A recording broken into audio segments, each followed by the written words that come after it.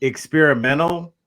This is how long ago I got LASIK. I remember I had to stay without, like, I had to keep the gauze over my eyes for like 24 hours. You don't even have to do it that long anymore.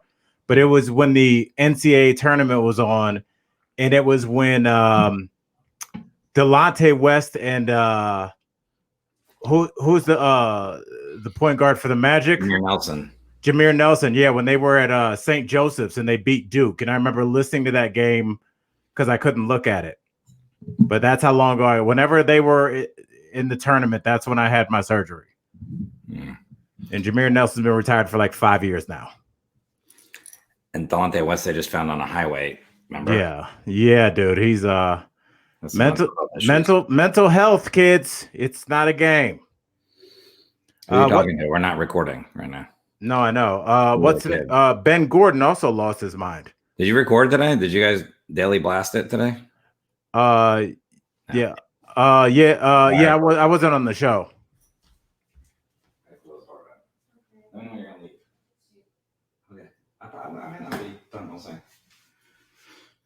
You want to say hi to Bianca, Al? Yes, I never met her. Say hi to you up for it? She's not feeling very good right now, but Yeah. Whenever she feels like it. Hey. Hi, Al. How you doing? I've heard so much about you, so it's good to put the face with the name. How you feeling? Likewise, I'm doing okay. Congratulations on your new book. Oh, yeah. Thank you. Actually, our producer Alex is on right now. It when they say it takes a village, I randomly mentioned it, and he produces. He's a self-publishing expert, sit a foot away from me, so it worked out perfectly. Awesome. Bianca met one of your kids and Jenny too. Baby Ford or Elijah? Baby Ford. He was running around the yard. He wasn't really paying attention. He was running around the yard. That's kind of his MO. Yeah. We went by there. Elijah was in the house, I think, with Carter and Owen. I don't know, doing something. So yeah, they are connected at the hip. I just got done doing homework with Elijah. We're learning about tetanus. Only 30 people get it a year. 30 unvaccinated people. Yeah. So we literally have to. It will be going up. So yeah, we're literally talking to our kids about getting vaccinations like this is the fucking 1830s. Yeah. All right. Let's start recording. I want you to at least say hi. Great to meet you too. I can't wait to meet you in person. See you later. Bye. All right. All right, you ready? Alex, we ready to just dive in? Yeah. All right. Hang on. Just looking at what looks good.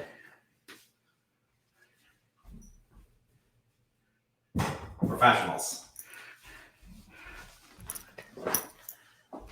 All right. I'm just gonna start with a little bit of background, and then we'll start with the first question, and then after that we could just play, but we could just go. Alex wants to know if we want to be on different sides here. Why don't you? Maybe you be on the other. Put Al on the other side because he's going to be driving this one right here. Yeah. Oh, all right, cool. I thought it meant different sides of the people dying. I'm pro them dying. Yeah. Okay. Who is it? All right, here we go. Yo, what's up, y'all? Welcome to Dying for Likes. I'm Al Jackson, my co-host Forrest Shaw. Appreciate you guys being here.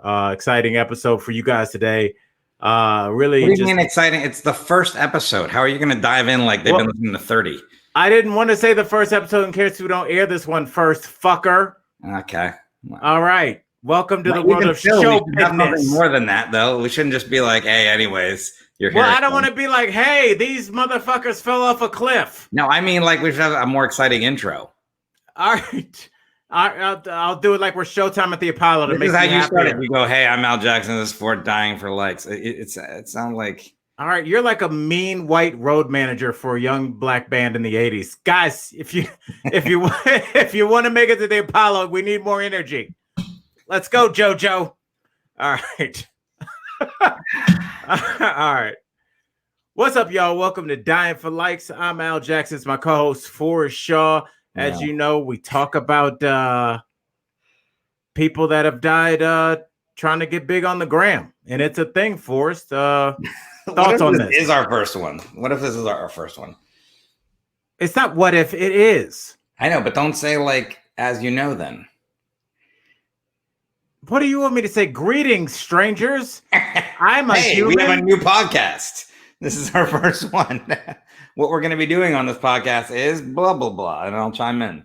All right, we'll just present it like a substitute teacher reading off a script. Yeah, exactly. What's up, y'all? Welcome to Dying for Likes. I'm Al Jackson. I'm not restarting this again. Fuck it. Yeah. What's up, y'all? Welcome to Dying for Likes. I'm Al Jackson. My co-host Forrest Shaw. Yep. All right, good. Just keep that same energy, as the young kids say. We talk about people that have unfortunately lost their life trying to get big on the gram. And, it's important to folks. So, unfortunately, sometimes things like this happen. This first couple we're going to be talking about in Forrest, I'll give you a brief background on them. Of course, our first one is an Indian couple, so I'm going to try to not murder their names. I actually listened to these to make sure I pronounce them correctly. It's the gentleman's name is Vishnu Viniswath, and his girl's name is Meenakshi Murthy. They had their Instagram account is still up and active, Forrest, and it's called Happily Holidays and Happily Ever Afters. At last I checked. Oh, I'm getting to it now. They had 70 posts and they had 23,600 followers. And the last picture they posted, I believe they were in Vermont, got 5,392 likes. I looked at most of their page, man, and it looks like they average between like 2,000 to 2,500 likes per picture. And I don't know if you got a chance to look at their IG, but it looks like it's mostly the girl Meena, and she also hashtagged everything. She hashtagged Curry Traveler a lot, and I looked at that hashtag, and it's for South Asian girls traveling the world one place at a time. Yeah, that's a pretty good ratio, though. 70 posts and 23,500 followers. Yeah, dude, these travel bloggers are big. Do you follow any travel bloggers? Like we travel for a living. We're both stand-up comics. Forrest, you've been all over the world. Yeah. I've been a lot of places, but I think you've been more countries than I have by far. Would you ever follow a travel blogger? I feel like I would follow somebody that never went to the airport. That's my fantasy. That never went. So you mean most of the country? That's who you'd follow. Maybe some guy that's not wearing a mask somewhere right now. That's who you're into. Yeah, I follow travel bloggers. There's like Ever Changing Horizon, I think is one of them, and so it's just places that I see that I'm like I want to go there, and so I either screenshot it or I follow them.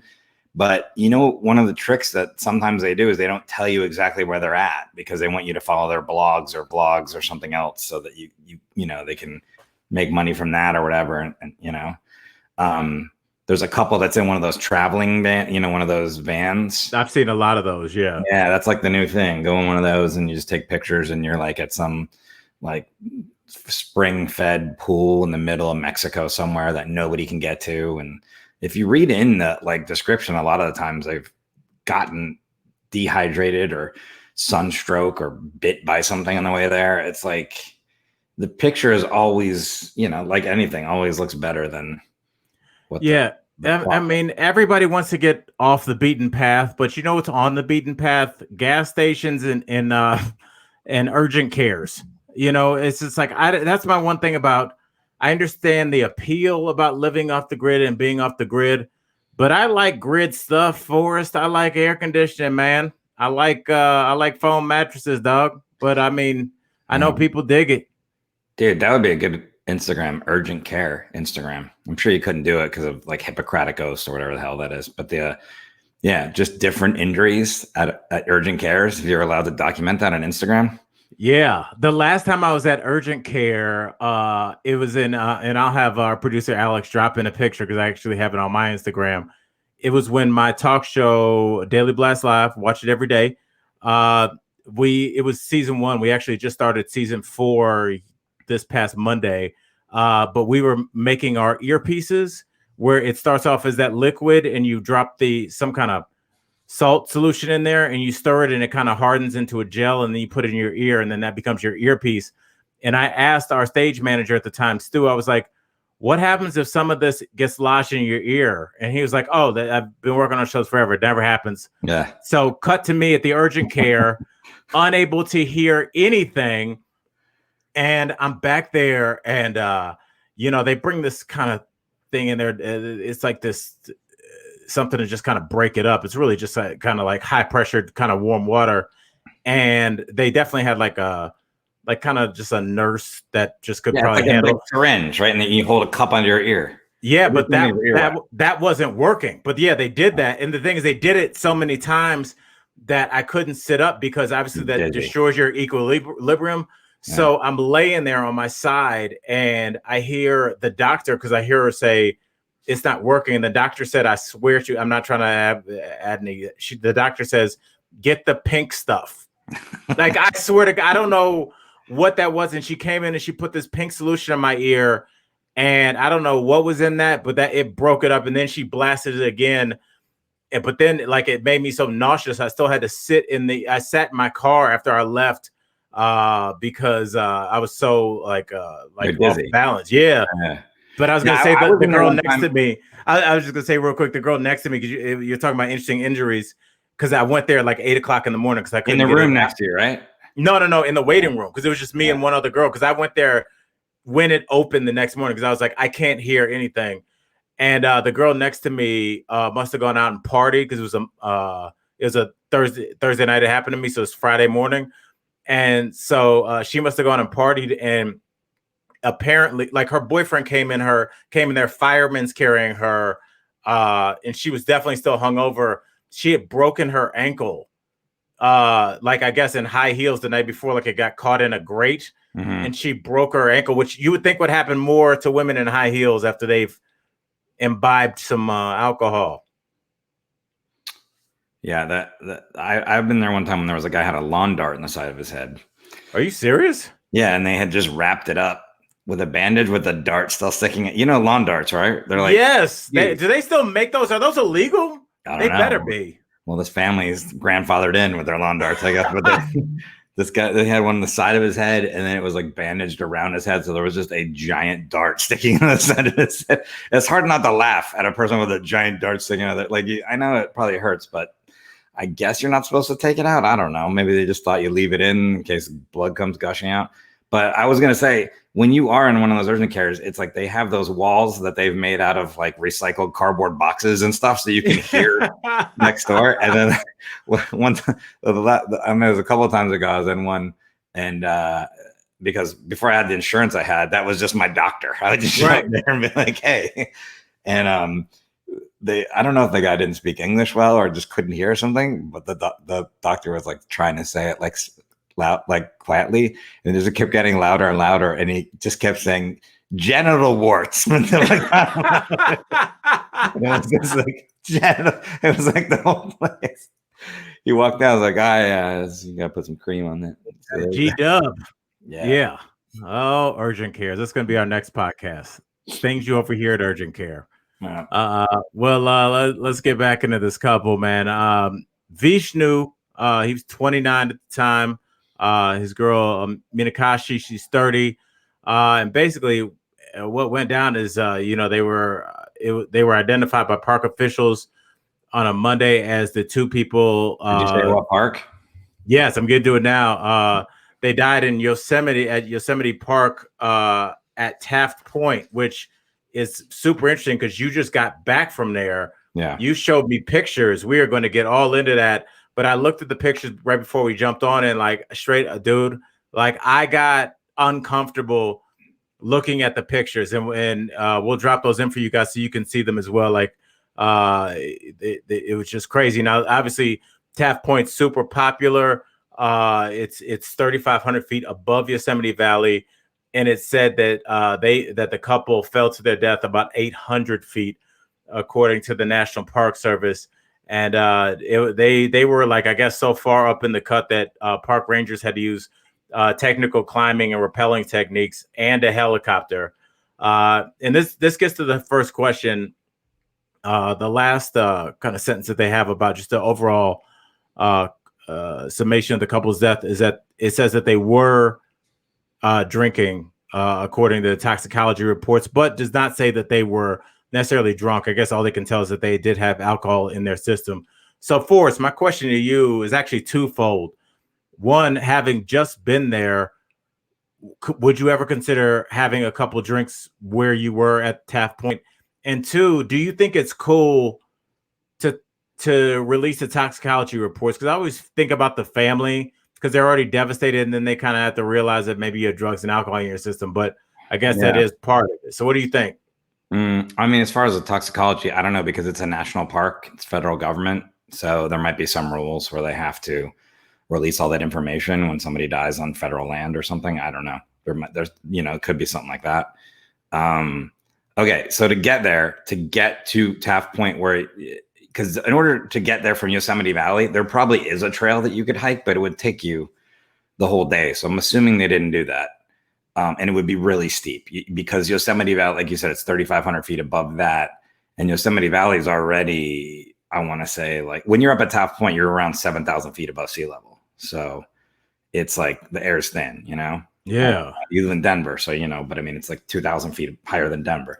But to get up there, you got to go on this Glacier Point Road. And it's like one of those roads where it's like only probably 27 miles to get there from Yosemite Valley, but it takes you about an hour 10 because it's just windy mountain roads. Right.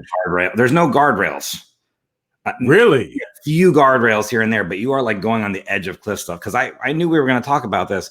We said we were going to talk about this incident, and it was right before I was going to Yosemite. So I kept that in mind. And it was like, sober driving on these roads, you're like a little bit like, all right, that's the edge right there, and stuff. So I'm not saying to bang on the fact that they had alcohol in their system and how much they had or not, but I wouldn't drink at all in those areas because it's just to drive there would be dangerous, Yeah. And the only way you could get there not driving would be like a long hike. So you park at this area and you start walking through this really beautiful forest, and it's about a mile in from the parking lot to where that Taft Point is, and Taft Point is a specific point that juts out over looking Yosemite Valley, but the whole area, and you can see in the pictures that I sent, are just lots of rocks. I took pictures of little gaps and fissures, they call them. And everybody, you guys can look, and we'll have them on our Instagram site as well. Look at the gaps, because that's what I was thinking about. It's like, what that almost scares me worse than the edge is the gap, because if you fell, then you have that weird. That's what I thought. Yeah, it's like every one of your fears that you could have. Claustrophobia and fear of heights all together. I know, but that gap goes, and then where the gap comes out there is like 1,000-foot drop. It's like, it doesn't matter where you go, you break a leg or fall in there. And then when you get out there, you have to like walk around these fissures, and there's little outcroppings, and there's a couple pictures of me like near, it looks like I'm close to the edge. I'm not. I didn't get close to the edge. There's a couple pictures of my girlfriend Bianca, and she's like on the edge, but she was like crawling on her stomach to get out there, and it was still, Yeah, I saw it. She looked like she was crawling like a sniper would to get a good shot, because I just wouldn't feel comfortable standing up. I wouldn't feel comfortable with anybody I knew or cared about standing up. Like this is it's hard for people to really get a grasp of like how dangerous this looked. So I'm assuming it was. And there's no railings. There's one bit of railing on the actual Taft Point that's maybe like the size of a small bedroom, just railing. Everything else other than that, you can just walk to the edge and walk off. And it's not just one point, because it is called Taft Point. It's like the edge of like going around the whole cliff area is, I don't know, a quarter of a mile long. It's like huge. It's like a huge area, Right. And like, I don't know how it is for women, but like, like when if you're like heights, like something, like there's some sort of danger. For me with heights, you get like a tingling in your balls, right? Like whatever that is called, whatever that phenomenon is called. I'm sure there's some name for it. But it's designed to make you pay attention, because whenever something's happening in your balls, you take a sip of coffee and perk up. So that's maybe what that is. Yeah, so you should make that into a bumper sticker. That's it's like my grandfather always said: you get a tingle in the balls and you take a sip of coffee. It's like the worst saying I've ever heard. Well, when your balls are tingling, you stop and you look around. Yeah, or you look at your balls, probably more first. But so that's that sensation I get. Like even if I got thought about walking towards the edge, or when I saw like Bianca kind of crawling out there and stuff too, it just made me uncomfortable the whole time. So I'm assuming this is not a place for kids. I know it sounds like a dumb question, but I have kids, and it's like, oh, Yosemite. Like I always thought that was the standard, typical take your kids on vacation. There are plenty of trails you could take your kids on, but you have to watch them. I mean, you could take your kids to the Griffith Park here. If you don't watch them, they could fall some cliffs. You know what I'm saying? Like it's, even though there's big wide trails and fire roads and stuff like that, you know, like anything, I'm sure there's, yeah. So on this specific, when you get up to Glacier Point Road, there's Taft Point, there's Glacier Point, there's all these like domes you can walk up. It gets more dangerous, but I saw people with their kids, but you know, the most important thing that everybody's doing there anyways is just taking pictures. Like that's literally the number, like for every person that's sitting there, just kind of taking it in and looking out over the expanse and just kind of breathing it in and taking it in. There's like, you know, 5 or 6 people just only taking pictures. I'm not saying I didn't take pictures too. Everybody, of course you're going to take pictures, but there's a lot of people like that's their whole gig. Basically the kind of people that hold their phone up the whole time at a concert, and you're like, you haven't enjoyed 1 second of this concert. Yeah, exactly. So, but yeah, I wouldn't have driven there on alcohol. I certainly wouldn't have walked in that area. Even when we were like getting close to that edge where I took those pictures, these hikers came by and they go, oh my gosh, they're like, I wouldn't walk out there, like where we were, and we weren't even close to the edge, you know? Right.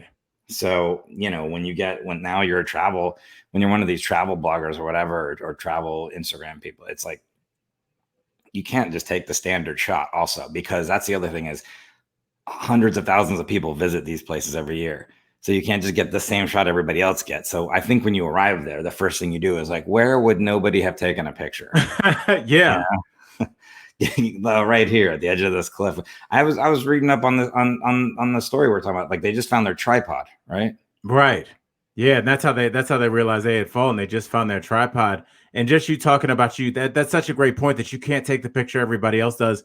And it kind of makes me think that you know, when you're a travel blogger, it turns you into like Yosemite paparazzi. It's like everybody's going to get the picture of Kim Kardashian if she's just kind of, you know, on stage and you're in the 44th row. Like if you want to be a good paparazzi person, you got to get up in that tree. You got to be up there at 5 o'clock in the morning and get a picture of, you know, Hugh Jackman getting his coffee, you know, at 5 o'clock in the morning, picking up his newspaper. Yeah, because as soon as you hit one of the hashtags or the location, all the other pictures pop up. And if you see that they all look the same, you're like, yeah, we're not doing that. You know, yeah. We got to get the one where there's that thing where people hang off cliffs and take pictures. Yes, we will be talking about those too, because there's one actually one about a guy in a skyscraper. I'm sure a lot of people know about.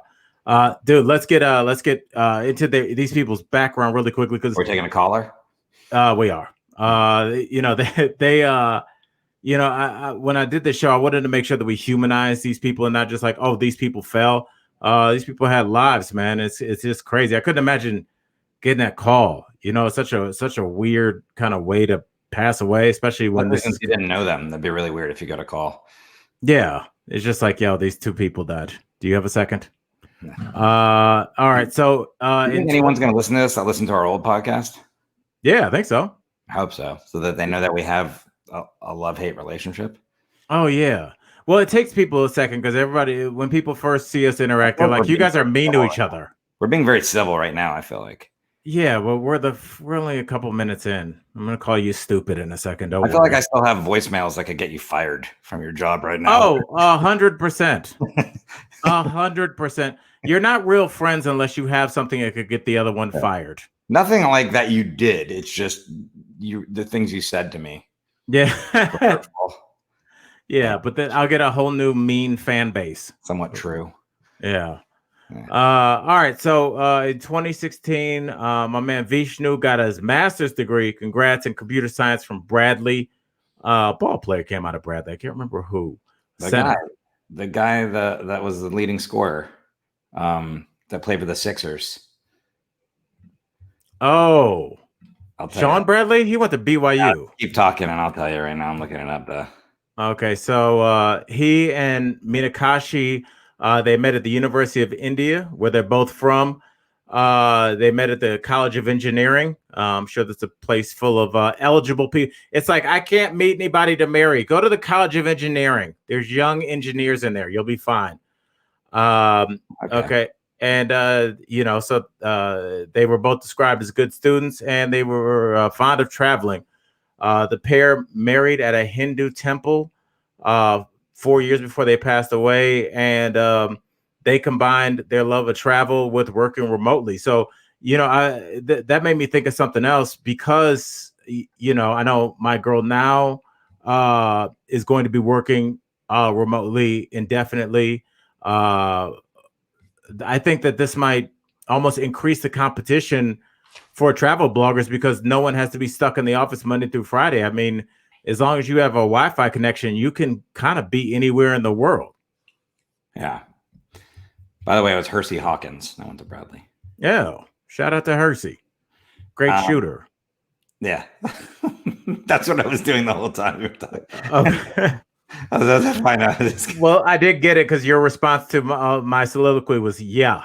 So, yeah, interesting. You were like an annoyed nightclub door guy, where I'm like, I'll give you $100 to get in, and you're like, yeah, you need to put 4 more on that. I'll just, from now on, I'll just say you do make a good point there, Al, if I'm not listening. So. Just say right on top of that, Al. Okay, so the couple moved to New York, and he was working as for a little while, and then he was working as a systems engineer with Cisco in San Jose. A lot of good times in San Jose. I like it up that way. Good comedy club, good scene. San Jose. What's that? What have you done in San Jose? Why were you there? Done a couple theaters up there and performed at the San Jose Improv a couple times. It's fun. There's a really nice hotel there too that I remember I checked into. I'll find the name of it. You're telling me there's a nice hotel in one of the richest areas of the world? Well, I'll tell you how I found that out is that, I checked in and gave them, this is back when my credit was so bad, I only had a debit card. Yeah. And so I gave my debit card and went, checked in my room and looked at my account, and I had a $750 hold on my card. I was like, I could buy a used car for that. Give me, I won't touch anything. I'll sit in the chair. Just give me, I need that money. Yeah. That's that low key thing when you don't have money and you only have the debit card, and then they're putting holds on stuff, and you call back 2 days later. They've had the phone call with many people. Then you're like, excuse me, can you guys release the hold? Yes, on my card so they can live. Yeah, that's your way of saying I'm $250 away from having nothing in my life. So can you go ahead and do that? Thanks. Yeah, that's credit cards change the game. All right, so it says the couple in their free time they traveled extensively, and this is what I kind of wanted to bring up, but this is like a weird kind of thing that I took away from this. Like I said, when I was looking at the photos, a lot of them are of the woman, Minakashi, and she has bright pink hair, and even though they were both software engineers, you know what? I kind of took this, and obviously, clearly, I'm speculating, but I feel like engineers are just kind of, and I don't want to generalize, but kind of a little bit milquetoast, kind of type A, let's get the work done personalities. And I think that this guy met a woman that was a free spirit, and just like that, you probably just don't meet a lot of women with pink hair when you're a software engineer. That's more like somebody that works at like an East Village indie record shop. But just to like kind of have, a woman pull you away from your type A rigid lifestyle and be like, no, we're going to go travel. We're going to go do this. We're going to go, we're going to push the limits of what you've always done. I feel like that's what she was to him. Like, do you have that with your relationship? Like, which one of you is the Minakashi? All, I think she had a medical condition that caused her hair to be pink. Okay. Pepto-Bismuth. No, whatever they put in your ear. Get the pink stuff. Do I have the relationship with my girlfriend, you're saying? Yeah, who's the Minakashi in your relationship? She's way more of a free spirit than I am. She's like, I'm not like stuffy and whatever, but she's definitely, well, put it this way. When I moved in, I moved into this house like a month and a half ago, and she saged the whole house while we played music and went in every drawer and cupboard and up in the attic we went and stuff. And she was telling whatever spirits are here that it's my house now. They need to leave and stuff, which Wow. I She like. used to be the head coach for the Oakland Raiders. Yeah. It's our house. Exactly. But no, she's definitely more of a free spirit with me in a very good way though. But I like it, you know. It's like, and I get that. So I get what you're saying. I think that you're onto something there with that, as far as that you're finding that match for that person, like in your life, you know. And you don't want them to be exactly like you too. You want to have similarities and interests and stuff that you can mesh up together, but you want them to be filling in some holes or voids or things that you have that you know. Yeah, that's the hard part, and I think it's hard to know what your holes and voids are, because I really live by that saying, every flower needs a gardener. And you think about, I feel like it's almost the reverse for comics. I think we're kind of usually the free spirits, and I think in my relationship that's kind of how it is. But is that a saying? Every flower needs a gardener, which makes sense. It's kind of like, yeah, the flower is cool and it blooms, but you need somebody to like prune it, take care of it, water it, make sure like not the boring stuff, but like the stuff that needs to go down. And like in our house, my girl does the stuff that needs to go down. You know, that counts too. I think when you have two kind of free spirits, that doesn't work all the time. I think you need to balance each other. Gardener theory for relationships. What does it say? A gardener, in this case, is a relationship's sole caretaker, or by large, the one responsible for holding the couple together, the one who's more invested in the relationship than the other. The gardener seeks out dates, texts first, does all the giving, while the flower on the other just takes and drains. Oh, really? Jesus. That's a parasitic relationship. That's not right. That's like a mosquito. Yeah, I think you should stick to, hey, when your balls are tingling, it's time to grab some coffee. That's a better I don't know what rogue website you got that from. It just means that somebody's got to curate. Like every museum needs a curator. However you want to. It's called the voiceofwoman.com, the flower gardener theory in your relationship. Oh, that's being written with a slant. Well, take it easy. But yeah, I stand by mine. And I definitely, and I think that's the thing with dating apps, man. What do you think about this? Because I feel like when you can decide, like you check boxes for what you want, and maybe what you want isn't what you need, as corny as that sounds. You know what I'm saying? Like maybe there's another. This is going to be the podcast of sayings that don't really exist that Al made up. Well, you don't know what you want if you don't have it. Maybe you're like, man, who knew? I think that was Poison. You don't know what you got. It's gone. We're gonna get flagged on YouTube for you singing. I know. That's why I tried to sing it differently. My own version. Is that why you tried? Is that what you just decided not to belt it out like Poison did? I couldn't name one person in Poison. I wanted to say like who the singer was, but what's his name? The Bret Michaels, right? Oh, is he in Poison? I think so. Jesus, how does the black dude from Cleveland know that? You're supposed to be the audiophile. I mean, dude, look it up right now. I think he was the lead singer of Poison. I'm pretty sure being an audiophile doesn't make you. Poison isn't something you need to know. Poison, look, they had a great career. What's their hit song? Pour Some Sugar on Me? Or am I making that up? I think Don't Know What You Got Till It's Gone. Yeah, Bret Michaels. Rock of Love. Yeah, I guess you're right there. He was pretty famous. Their top songs here, I'll tell you right now. Here you go. No, these are just their albums. Album of the Year nominated. Tours. They have a lot of tours.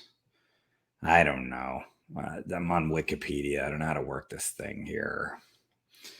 Every Rose Has Its Thorn. Oh. Who sang Pour Some Sugar on Me? I know people at home are going crazy. Oh, Def Leppard. Okay. That's the one-armed drummer. Yeah, well, he wasn't always one-armed. I think he was drunk driving, topical, and lost his arm. And then second album, learned how to play with one arm because he made a special drum set. That's super dope. And also don't drunk drive. Yeah.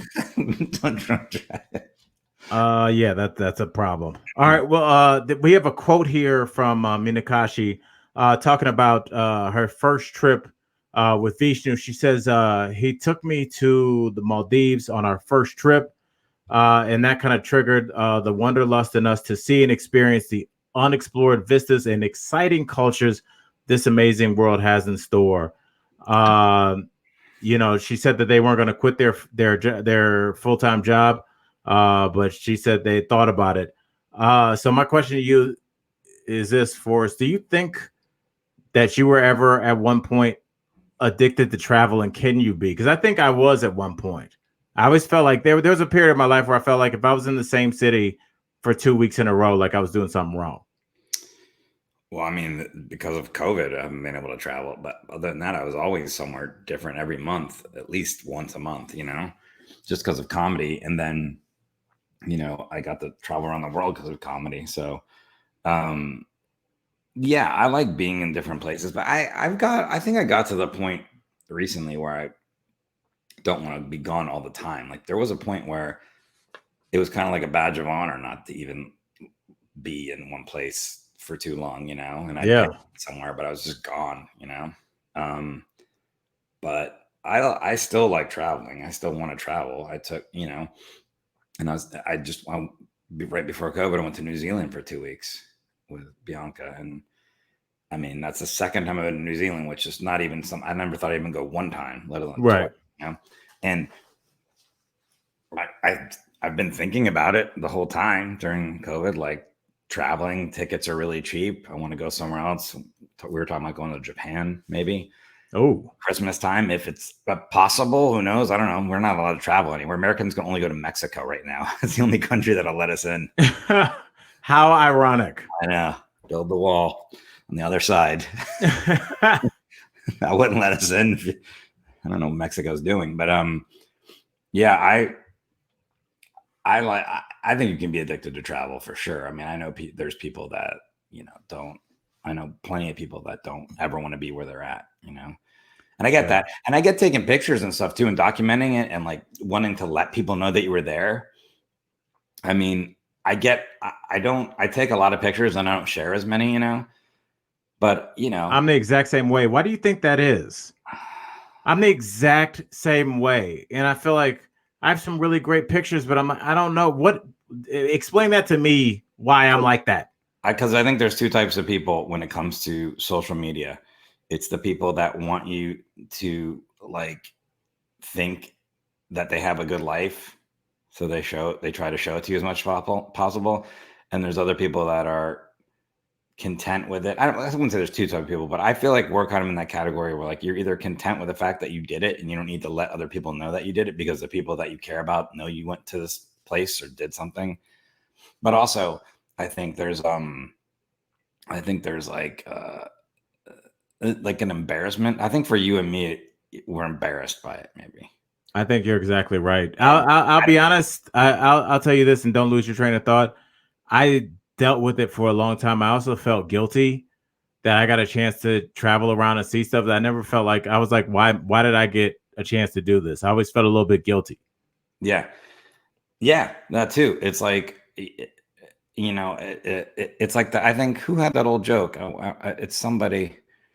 Might have been Todd Barry or something like that. And they were talking about, oh, here's another place you didn't go, when you're showing people pictures. Oh yeah. I never thought about that. Yeah. I guess that's exactly how I feel though. And or definitely felt. And I think a lot of people sometimes aren't even thinking that, but I just never because you start to get it because a lot of our friends are successful. It's hard to even think about the fact that people look at us as really successful comics, but we are successful. We became comedians. We set out to be comics and we did. Yeah. But like now, like when I tell people like something that happened, one of my friends, they're like, "Oh, okay, I'm sorry, name dropper." It's like that's my goofy friend. Like I don't. What do you want me to do? Use their initials? Yeah, and I think you said it to me one time though. Is like people actually want to know what we're doing. Like I'm terrible at social media. Like I am awful. Like I've had enough opportunities to like grow my numbers or brand or whatever you want to talk, but I've never ever done it. And I keep saying I'm going to, and I don't. I'm awful. Everybody follow me on Instagram. But but when I do post, people like it. And I think you said it to me. It's like, yeah, people want to like know what you're up to. Like people saw you perform and they liked you or they like your point of view or something. So that they think it's interesting and they can live vicariously through you. But I never look at it that way. I always feel like it's embarrassing but I shouldn't feel that way because no one's ever said that to me. I don't look at people that post a lot and like, you're embarrassing. If they do something that I think is dumb, my own Right. opinion, huh? No, I completely agree. Yeah. Yeah. But it's like I enjoy the content of people that are good poster, people that have good Instagram stories all the time. I'm like, oh yeah, I'll check this out. But then when it comes to me, I'm like, I'm not going to put this up. And now I'm into that mode where I'm like, well, now it's going to look like I'm trying too hard because I've never done anything up to this point. So what am I getting into the game when I'm old and Instagram's been around for 20, so. It's a weird thing, but you hit it on the head. I've never been able to articulate it that simply, but yes, it's embarrassing to me sometimes. I don't know why. I don't know. I got to work on that. And I've even thought about hiring somebody to do my social media, but I'm like, there's no point in me sending a picture, sending a caption to somebody else saying, here, you post this. I'm like, I'll just post, dummy. Yeah. It's like that old saying, like if it rained in the forest, but there was no picture, did the flowers really get watered? I don't think that's a saying. I think that's you kicking me in the balls for a couple of missed old man sayings. Drink some coffee. Well, that actually leads us to our. No, does it? Yes, it does. I think I'm doing a good job of driving this, even though you're trying to kick my knee out. I like that you're holding a mic that's supposed to be sitting on a desk too. Every time it touches the desk, it shorts out, and I was about to blow a gasket. So I'm like, I'm just gonna hold it like I'm Buddy Holly with this mic. I need that silver. Yeah. So you just cut out for a second. I think you're okay. I don't know. Okay. All right. That's why I try not to move. Okay. So Minakashi said that's what I'm saying. This led to really what we're going to talk about next.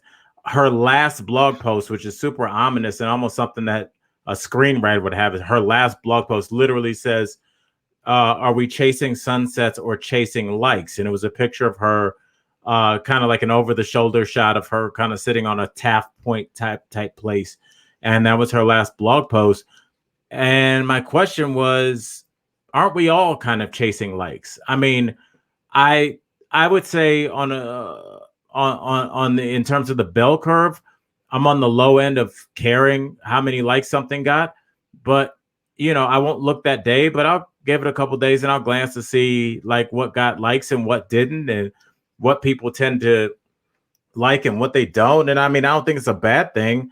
But at the same time, aren't we all chasing likes? And does it make you kind of come off like, oh, I'm actually just chasing, I just want the picture. I don't care about the likes. Do you think anybody doesn't care how many likes their pictures get?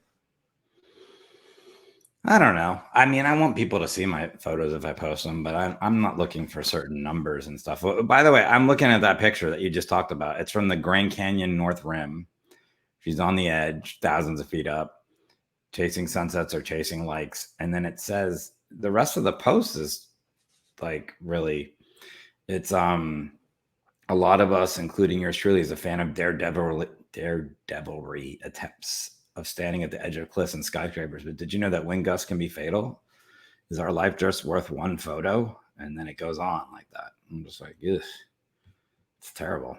But the I don't know.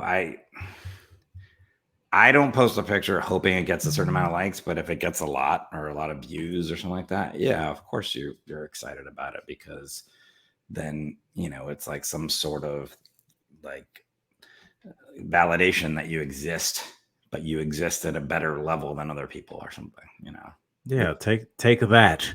Yeah. How many followers do you have on Instagram? I think like 26.5, something like that. What about you?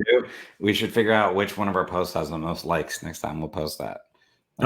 Look for yours and look for mine. We'll see what's on there. See what we did right to get those people. Yeah, and we'll just keep posting that exact picture until it cycles down to zero, like residuals. Yeah.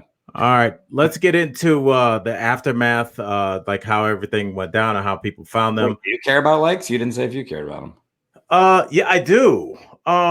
Just because honestly, likes translate into your stuff popping up on people's pages more. And honestly, I remember me and you, we've been talking on the phone for 15 years. And I remember you and I having this conversation about like, who cares about Instagram and I don't want to do this and it's annoying and who cares what your breakfast looks like. And then all of a sudden, I don't know about you, but then I noticed I was like, wait a second, dudes are getting booked off their Instagram. Oh, if you have 300,000 followers, you can put butts in seats. So then I started looking at it as a business thing. I mean, of course, I'm a human being. I do want people to like my posts, but you know, for business reasons, you do just at least want to know that you're resonating with an audience that chose to follow you. So I think that, yeah, I do care, but I don't care that much. And I'm not trying to be cool when I say that. I'm telling you, I'm old as shit. I'm 43. I have 3 kids. And, you know, well, if I get a lot of likes, dope. If not, I'll be at an open mic trying out some jokes. I just looked at I'm looking at your Instagram right now. I don't like any of these photos, but this outfit, of course you bought this outfit, this like romper. Oh, I have several male rompers that we'll get into. Okay. But why else would you buy those unless you're seeking attention? So I'm a crazy person, Forrest. Yeah. Hey, here's a picture of us at the Price is Right. Oh, that? Yeah, I do. Do you remember how you like dove out of our cover story really quick? Do you remember that? Yeah, Drew Carey started talking to me and I panicked. What? No, like, oh, you mean in the line when I? Oh yes, we have a friend who's the very funny comedian Orlando Leyva. You can see him on HBO, his special, or many other places. He is Dominican, grew up in Puerto Rico, and he learned to speak English when he moved to this country, but several different ways. But one of them was watching Price is Right, so he's always been a huge fan. Wait, he's Dominican and grew up in Puerto Rico, or he grew up in the DR? No, he grew up in Puerto Rico. He's an American citizen. So, oh, okay. Yeah. But he's Dominican background. But English was not his first language. So he learned English by watching The Price is Right, was one of the big things. And so he asked me and you and Dave Williamson, another friend of ours who's a comedian, if we go with him. So he just wasn't alone like a crazy person at The Price is Right. And he wanted to try and get on there because it was like a lifelong thing. So we had shirts printed up that said DREW. Each were wearing a separate letter. And we went in there and we couldn't say we were comedians or in industry of any sort because of course they're not going to pick you or whatever. So we each they're books and algorithm entertainers. They're books and algorithms about who gets picked, and they don't pick entertainers. They pick military, housewives, kind of bubbly blondes. Or some sort of backstory. Yeah. And so we all were like, Dave used to sell cars for a living. So he was a car salesman. I used to be a marine biologist. So that's what I did. You said you used to be a teacher. And Orlando had many jobs, but the one he chose was he was a meter reader for the electric company, which he used to do in South Florida. And he also told the producer when they were doing the pre-interview, I learned to speak English on like watching the show, which seemed like a good kind of entry thing to be like to go up there and you could it's cool and it's true. Yeah, exactly. So during one of the breaks, Drew Carey would talk to different people like in the audience, and he saw us, hey, what is you 4 guys? What's your guys' story? And you stood up immediately and said, we're comedians. Like you just broke the whole thing. And Orlando starts going, no, I work for the electric company. He kept saying, I work for the electric company. And he swears that he could see the producer over in the corner that had like a notepad with his assistant was like crossing his name off. Like yeah. He's like, I work for the electric company. He's like, but Drew immediately, because you knew, like, Drew immediately was like, oh, where do you guys perform? And he had a full blown conversation with us for a minute. And all the life just came out of Orlando's eyes that he all hoped that he was ever going to get picked for the Price Right. I panicked and I blew it for my friend because I didn't want to lie to fellow Clevelander Drew Carey. Oh, he is from Cleveland. I forgot. Yeah, man. About it. Yeah, no wonder you guys blow everything. Anyway. Well, speaking of unpleasant trees, the park visitors the next morning saw the camera, like you alluded to earlier, and told the Rangers. The Rangers used high-power binoculars to find them, and then went and got the helicopters to retrieve their bodies. In a eerie coincidence, a man that had hiked to the same spot with his girlfriend captured pictures of Mina prior to her fall. And it says it appears that and you can see her in the background of that other couple's selfie, which is super creepy. Yes. I didn't see those photos. You saw dude, those? Yes, dude. It's super creepy. You can see her off like down to the right in the photo, and then she's just not there anymore. And the gentleman, the guy's name is Sean Madison, and he said that she stood out, on the sunset at Taft Point because of her hair, which is bright pink, and that she was making him nervous because he felt like she was standing too close to the edge. But he was like, it looks like she's enjoying herself. And this guy Madison, There was people that said stuff when Bianca was, and we weren't even on the edge, and people were like, like hikers, like I said it earlier, people were, oh, I wouldn't go that close even, Wow. Which I get it because yeah. And this guy, it literally was said the same thing you just said. He says, she gave me the willies, which I don't know the last time you used that phrase. You just said blow a gasket earlier, so I like blowing a gasket. Says she gave me the willies. There aren't any railings. I wasn't about to get that close to the edge, but she seemed comfortable, and she didn't seem like she's in any distress or anything. So Matheson said that her pink hair appears in the background of 2 photos he snapped himself. And he said that he noticed that he had captured their images that Monday after their pictures were published. So he didn't even realize he had done it until the next day. But this is the weird thing, though. He doesn't recall seeing the dude. So, that's a little strange that they would be that far apart that he would see a bright haired pink girl and he's like, because if you saw her, I would think you'd look around to see if you saw anybody else. Because if I thought I saw one person, it's a big space. I can tell you from being there, I can see that. Without getting conspiracy theory and stuff, is like you can get separated by someone even in this big open area really quick. We were there with Bianca's sister, and like we couldn't see her for a while. Really? As we were there for a while, Bianca even said, she goes, she was like a little uncomfortable not having seen her. So we found her, whatever, she was fine. But obviously I would have probably mentioned that already. She was fine, everybody. I'm saving it for the end. Yeah. Cliffhanger, literally. But I could see that though. But I mean, if you want to get into conspiracy theory stuff, sure, we can say that. We know what happened. Yeah. I mean, it's, like you said, I think it just seems like it was wind gusts. If you see someone with pink hair, you usually aren't looking at the other. It's not like you're like, there's someone with pink hair and then there's a normal looking person. Like your eye, it's just like your eyes drawn that way, And that's the whole point of having pink hair. Pay attention to me. Going on a quick tangent, Forrest, Taft Point, named after our 27th president, William Howard Taft. Forrest, what is he famous for? Taffy.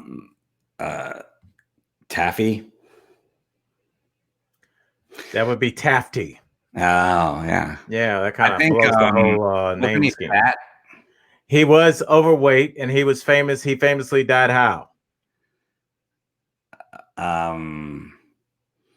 He suffocated on his stomach. No, the rumor has it. I was trying to get you to say he died in a bathtub. That's the running. Oh yeah, the bathtub thing.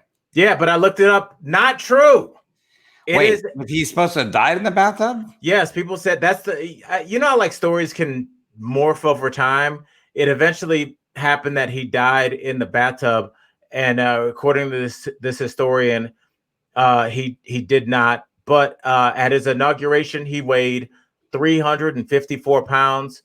But by his death, he had gotten down to a nice trim, and I say this seriously, 280, and that's before keto. So let me ask you. By 1910 standards, 345 would be like 700 now. Literally, because it's like I talk about this all the time. Like when they're like the Three Stooges. What's the one that was fat? I forget which one. Right now it's fat. Mo? No. Or Babe Ruth, even you look at pictures of Babe Ruth, like he was fat. He probably he would be fine by today's standards if you look at him, 100%. And I don't want to lose all our viewers by talking sports, but in 1985, there's a defensive lineman named William Refrigerator Perry who played for the Chicago Bears, and his big moniker is that he was 300 pounds. And now every single person in the NFL is 300 pounds, but that was like shocking. Everybody's like, I want to go see the 300-pound man. Yeah. And I would say that out of 320 million Americans, I'd say probably, I'm being nice here, 70 million Americans are at least 300 pounds. I don't know. That's a big number, but maybe I started 50? losing weight during COVID. I've been, I fluctuate a lot. I've been like in really good shape, and then I'm in bad shape. But right at the beginning of COVID, I weighed 299. Right. And we call that 300 pounds with a tuxedo on.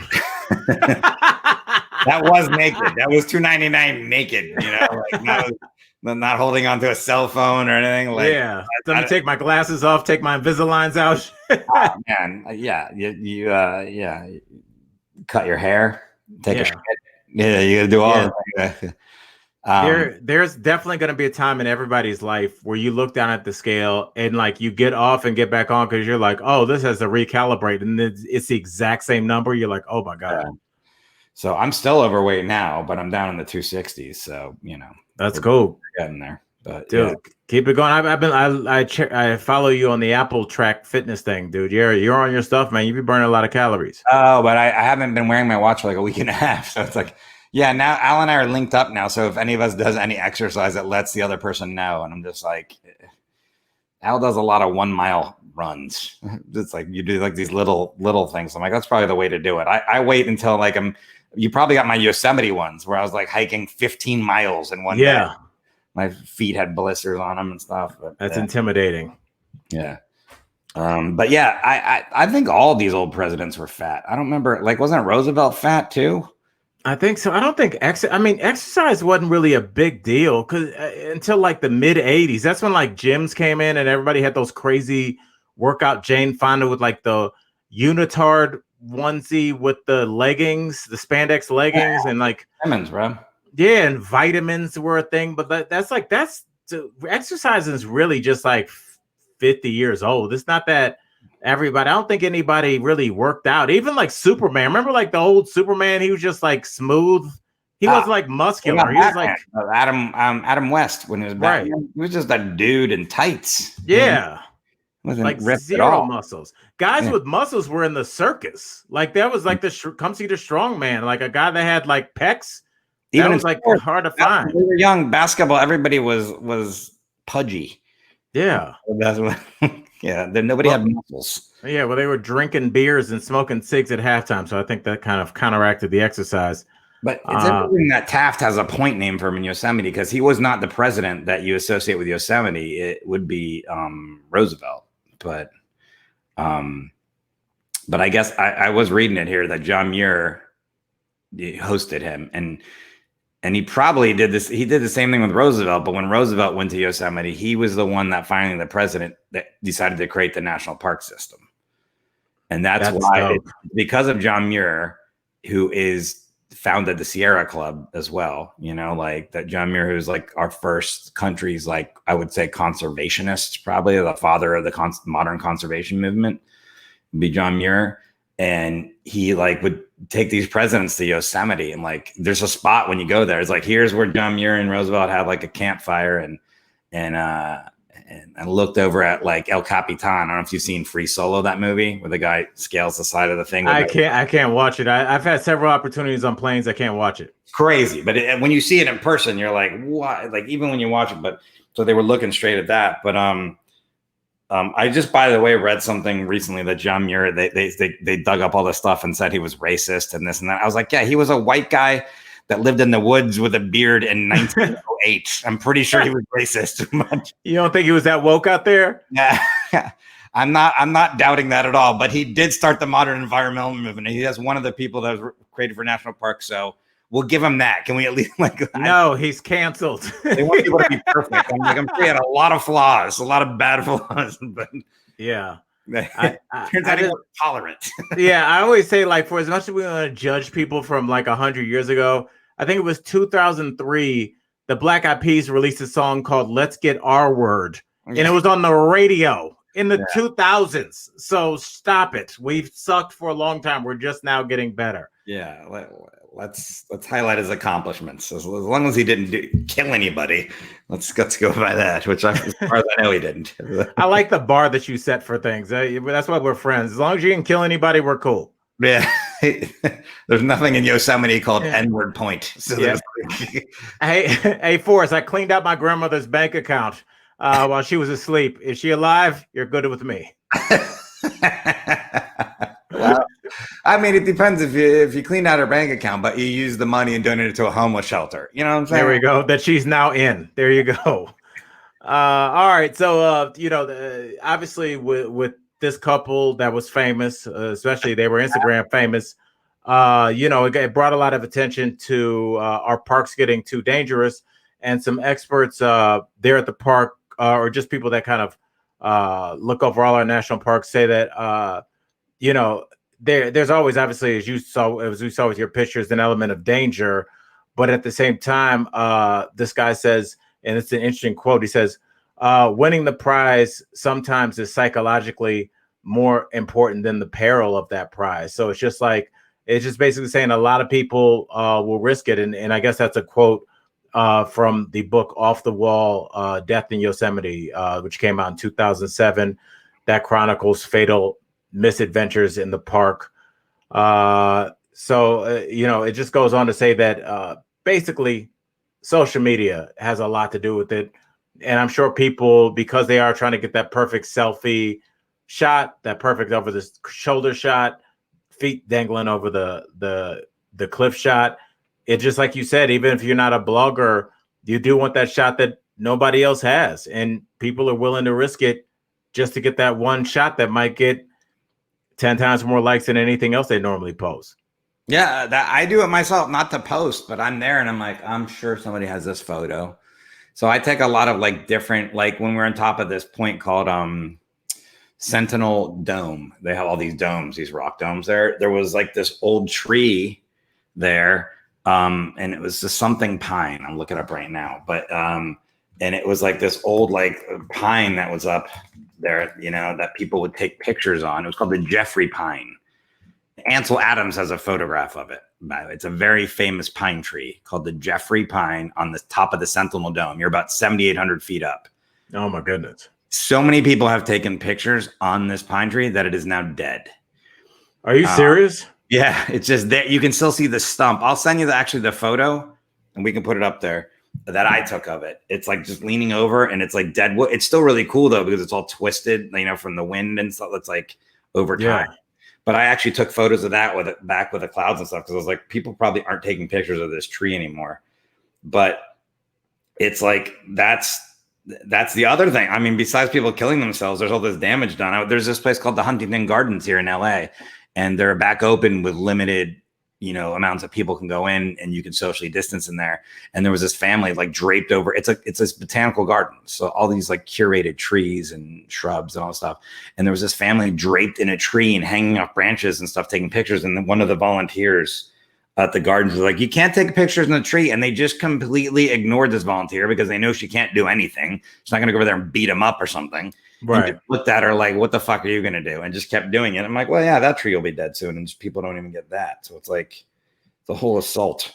That's the nature equivalent of when people pass around a baby dolphin or something and eventually kill it because it's out of the water because everybody's getting their selfie with it.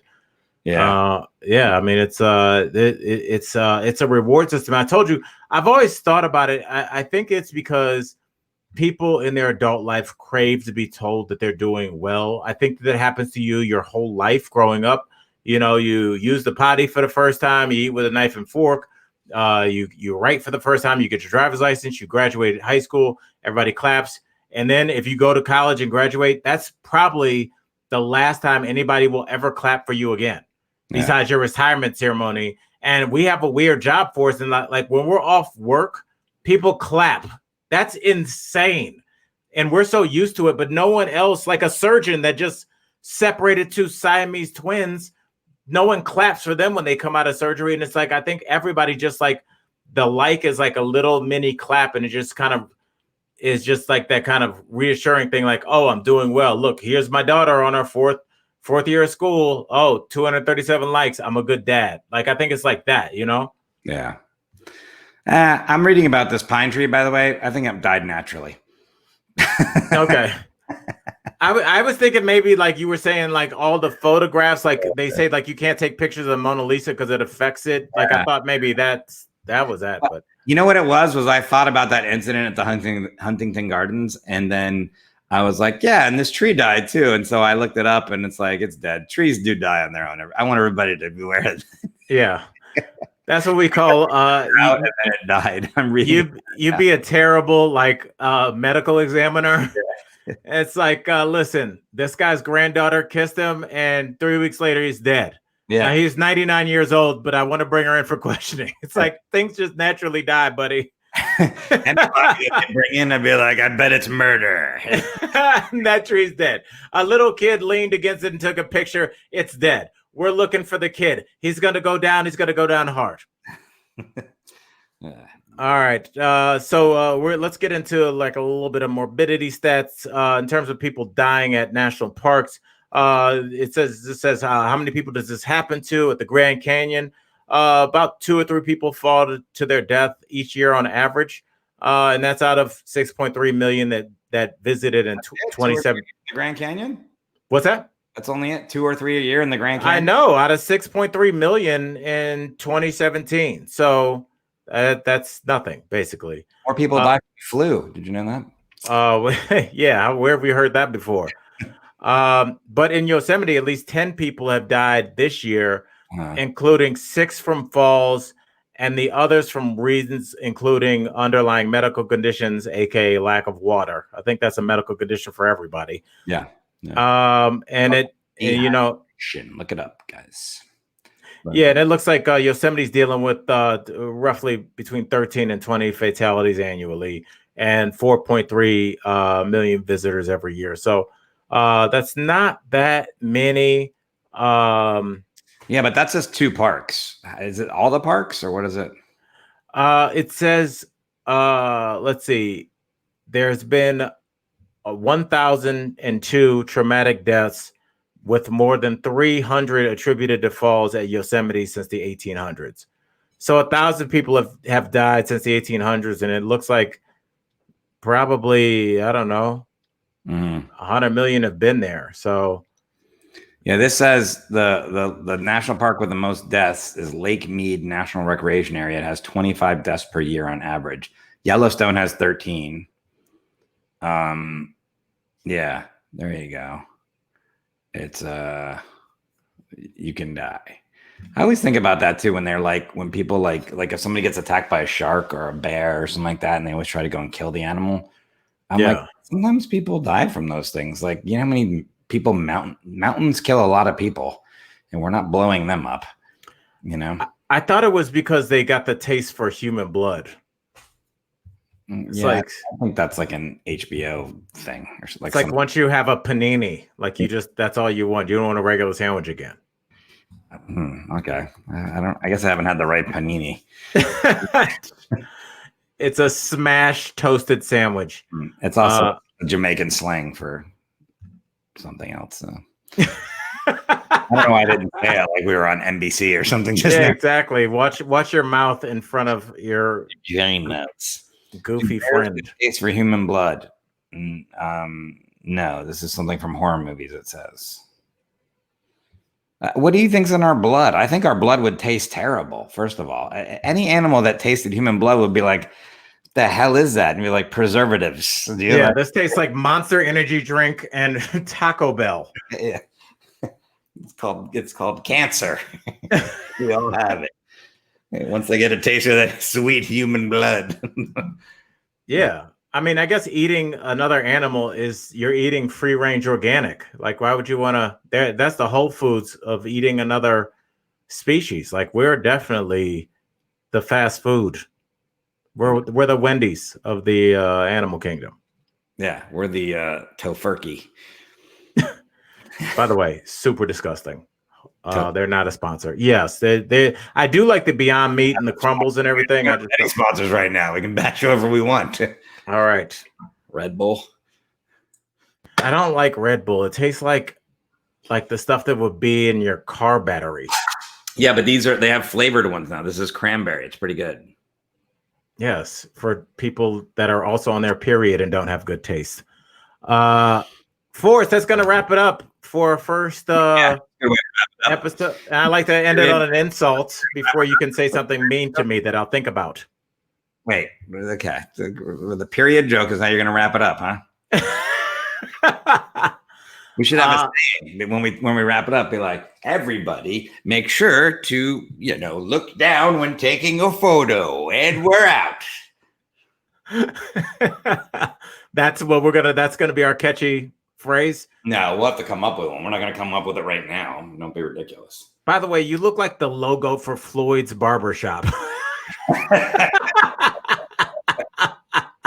I'm tired of you trying to look cool in your 40s. Come over here with the rest of us. Like literally a couple hours ago. So it's like it's still like the hairstylist molded it, So yeah. Lego man hair right now. It's like it's not like if I had done my hair, it wouldn't be like zip, beep, boop, beep, boop. It's like yeah. Where do you go to get your hair done? A place called Southpaw. It's right in Eagle Rock, or it's like in Silver Lake, right there by the. That sounds like a movie that Mark Wahlberg would be in.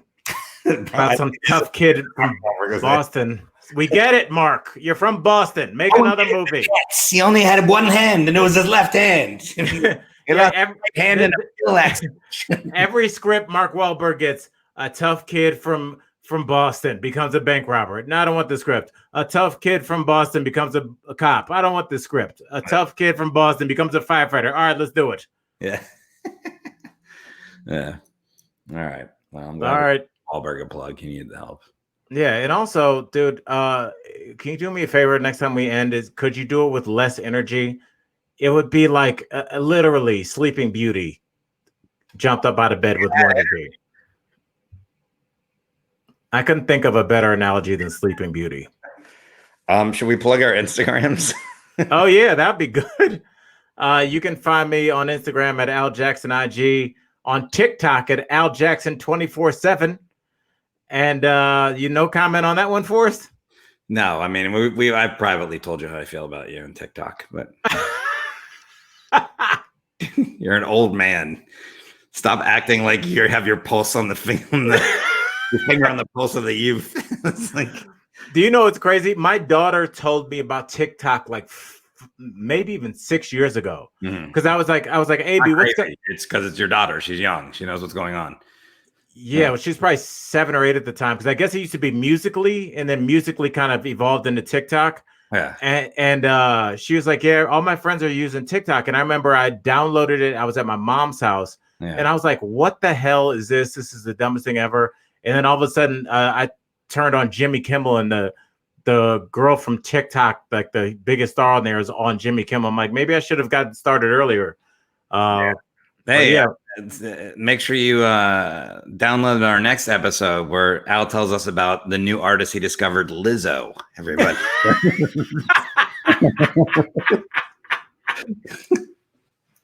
She plays a flute. Yeah, a little combination of singing and rap. New Jack Swing. It's not Mambo number 5, but I'll take it. Forrest, tell everybody where they can find you on Instagram. I'm at Forrest Shaw. That's with 2 R's. FORRESTSHAW. Check me out there. All right. And puff of smoke, we're out. I was just getting one of those. I'm getting a Scam Likely call from Denver. Oh, shout out. Scam. Did you write that, or that's what it comes in? Mine says potential spam. No. That's what T-Mobile does. It says Scam Likely, which I always like. They're like, yeah, we're not sure, but just pretty sure. Yeah. You put there's some people that we know that we could have put on there. Yeah. Joel. The Heat are in the lead now. Are they really? What's the score? Wait, I gotta wait till Scam Likely stops calling me. Let's see here. Oh, well, they're not. It's 85-77. They did take the lead briefly, and then they didn't. So, how are you this behind and you're reading a live update? What do you? You got to hook up to a goddamn Telegram app? I looked at it 5 minutes ago, and they were ahead at the end of the third quarter, and they've had a bad fourth quarter so far. All right, Alex, are you still there? I don't blame you if you're not.